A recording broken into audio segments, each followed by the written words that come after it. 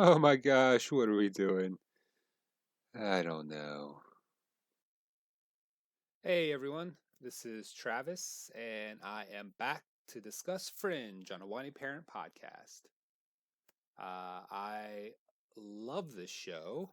I am here to talk about episode 5, which is called Power Hungry. And as always, general spoiler warning if you have not seen Fringe and you want to watch it before listening to this recap, and getting my whiny parent take on it, uh, go watch it. It's currently available on the IMDb app. If you can have access to it, you can watch it for free with commercials placed in. And I might say it's fairly limited commercials, so it's a pretty good deal if you can get access to it. So go watch Fringe, come back. You won't be sorry. Fringe is amazing. And this is another fun episode. It follows two different storylines, and again, I really think the writers and the directors, the production crew. I mean, everything about the show is just phenomenal.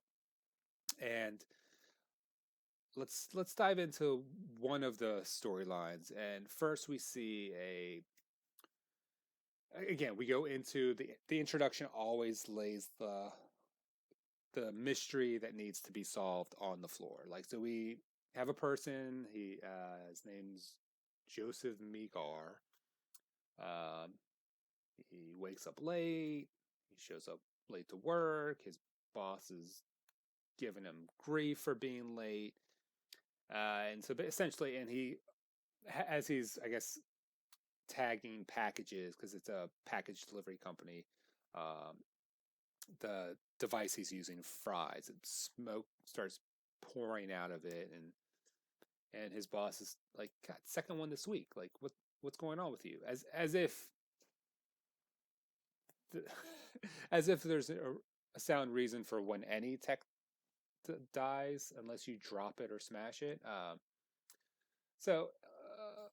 think that's a little baggage that the boss has on Migar as far as just maybe not being very good at his job. So he's sent off to make package deliveries. So this Migar guy is kind of a shy stalker. I mean, this guy has pictures on his phone of a woman he likes, but it's not his girlfriend. And it turns out she's a receptionist at a company that he makes deliveries to. So clearly he likes this woman, and that's creepy. Um,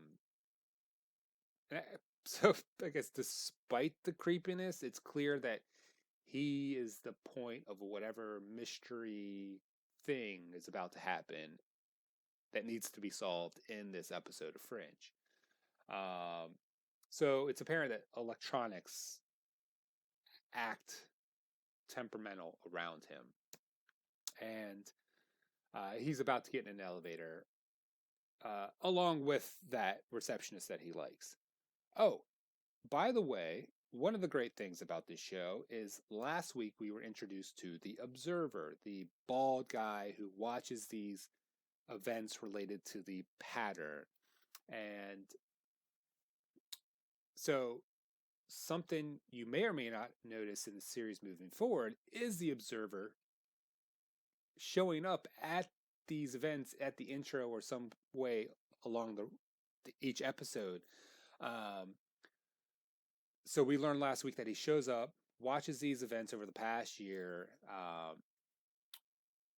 and who do we see exit the elevator? None other than this observer.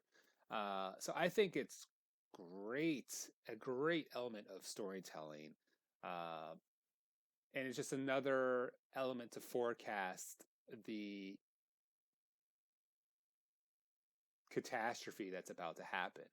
Um, so I don't know if I noticed the observer popping in like this the first time I watched the show, like so early on.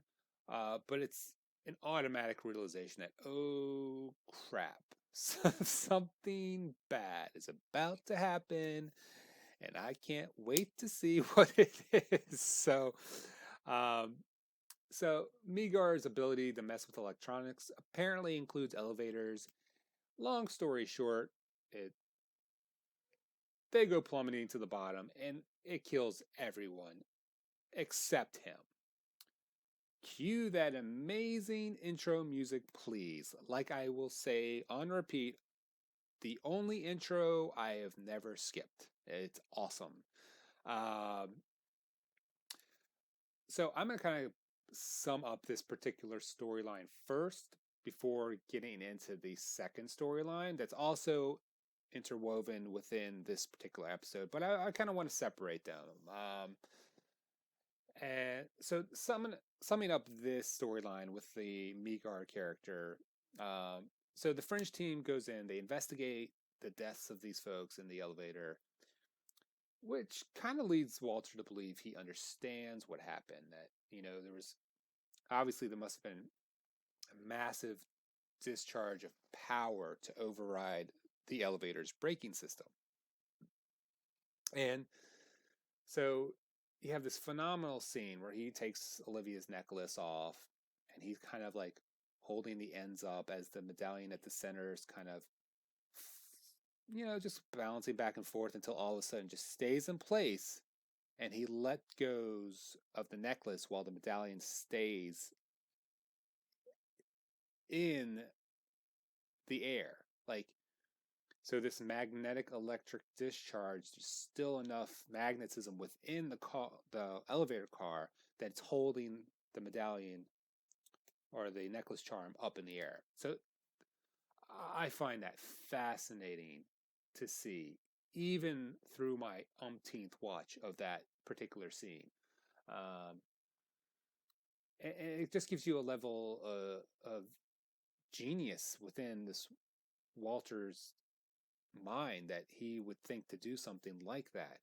Um, and later, Olivia shows up to Walter and Peter's hotel room, and they are discussing this Mikar, the person of interest, uh, because they've surmised that he is somehow able to generate a large amount of energy, um, and basically they're trying to describe, well, how would he be able to survive the impact of that fall, of that crash. And there's a moment in this hospital, in this hotel room, where Walter's wonderful personality shines. The entire time they're talking, you see Walter moving around the hotel room, and he's just rubbing his feet along the carpet. He's like got this little dance going on where he's just shuffling about, and this goes on for like a minute. And then that's until he starts like inching closer and closer to Peter, and then he reaches his hand out and shocks him on the ear, and it's such a funny scene. And Peter's reaction, obviously, he's perturbed by being shocked, and then but it follows with like Walter having this seemingly blank stare as if he's waiting for someone to say something before he goes on to discuss his theory. So this moment is just brilliant. I love this scene, and, and you can actually find this particular sequence in GIF form. So if you've never seen it, it's great. It's just search Fringe and Walter, and it'll be one of those GIFs. It's so entertaining. Uh, it's another magical component to the show because they add these elements of humor that you just don't expect that work so well. Um, and moving on back to the investigation, Olivia and Broyles discuss an unsavory character who I guess might be responsible for altering Joseph Migar and giving him this ability to unwillingly discharge power. Um, so during this investigation where they're trying to figure out a way, okay, well, how do we track down either of them? It gives Walter a chance to be a mad scientist, and he devises a way to track Migar down. Basically, he kind of explains that everyone has their own unique electromagnetic signature, and so he takes a cassette tape that was in the room when he had one of his discharges, and basically the cassette tape, I guess,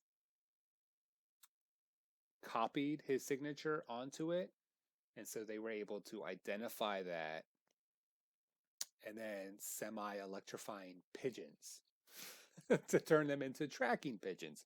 So yes, that's a thing. Tracking pigeons is a thing. Only on Fringe, I might add. If it's somewhere else, please let me know. I'd love to know if anyone's ever used tracking pigeons before. Spoiler alert, it works. Uh, they eventually uncover the warehouse where he's being held captive, and basically they keep him in custody afterwards because whether Migar likes it or not, he can't control like these like literally powerful outbursts that he has. So they have to protect people by keeping him away somewhere, which they don't even talk about like where he goes. It's just like a matter of fact, like, all right, we can't let you get home because you're not safe, and that's it, and that's all that you get for that. And I actually think it's a fair and simple way to explain what happens to the victim in all this because until they can find a way to either remove his ability to do this or somehow let him be able to control it, there's no, I mean, obviously, like destructive things happen around him. So I guess they need to do what they can to find an answer before anything more destructive happens or other people die. Um, so the other storyline, the second storyline that's kind of woven into this episode is the relationship with Olivia Dunham and John Scott. Um, Now, at the end of last week's episode, Olivia Dunham got home. She was eating some dry cereal with some scotch on the side, and John Scott shows up in her kitchen. Uh, so, for those of you who have already seen episodes 1 through 4 and have also seen episode 5, you know that John Scott dies in episode 1, or apparently he dies after betraying everyone and being essentially the lone bad guy. Then episode 3, he shows up in the Stasis unit. So it brings the question, is he dead? Is he alive? And then he shows up in her kitchen last week, and we're just, what are you supposed to think? Like, I have no idea at this point what's happening.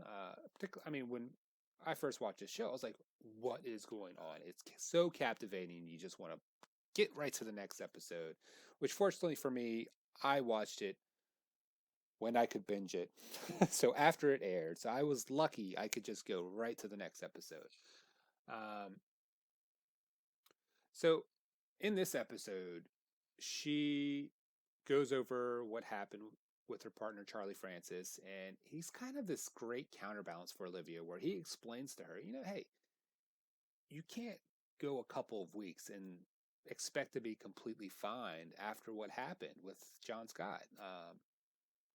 So he has this great way of explaining things where it calms Olivia down or just helps to find, you know, reason to her frustrations. Uh, so let's see. She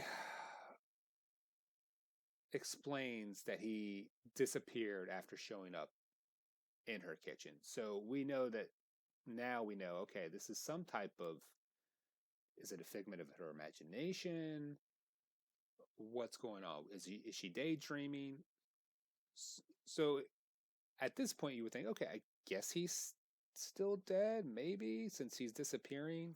Um, and so John appears several times in this episode, and he keeps telling Olivia that he didn't betray her and that he did love her always. And he goes on to say, like, he's going to prove it to her somehow. And so whenever Olivia sees John, she follows him so she can talk to him more, to learn more.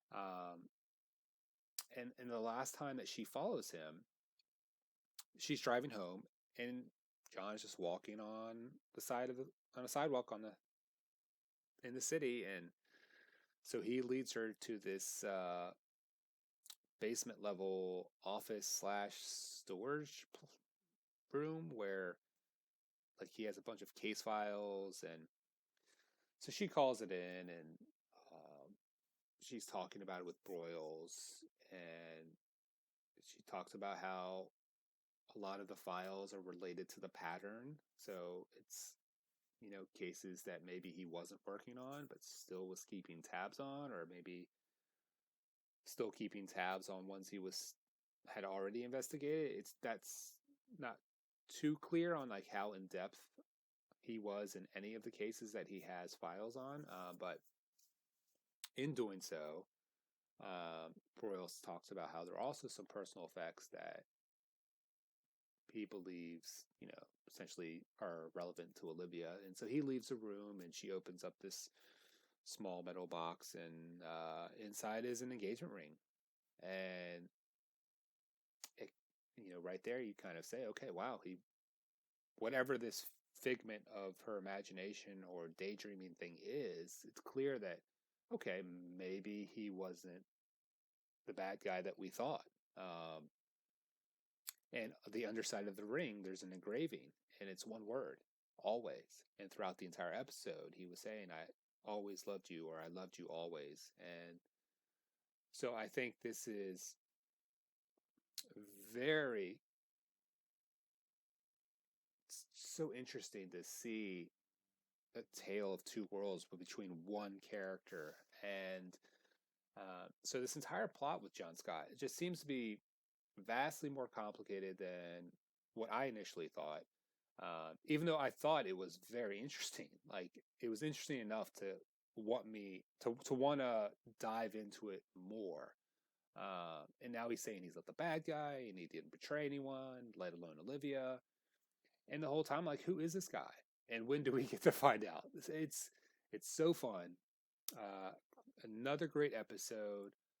If you haven't watched Fringe, go watch it. If you've watched Fringe, I'd love to hear your thoughts. I'd love to hear your thoughts on what you think of this podcast.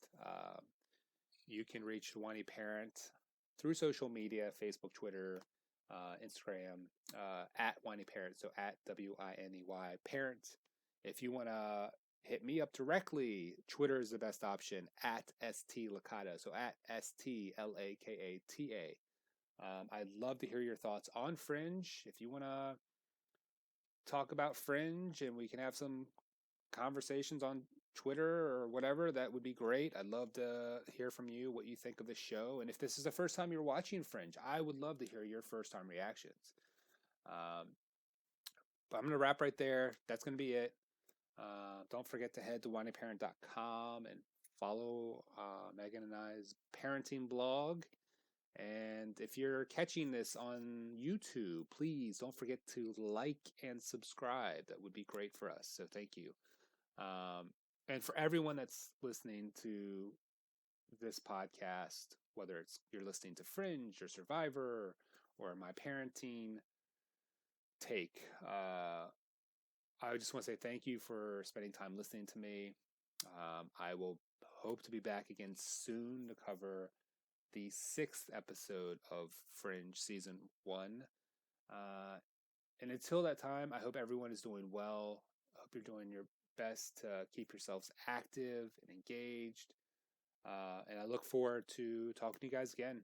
So until next time, bye.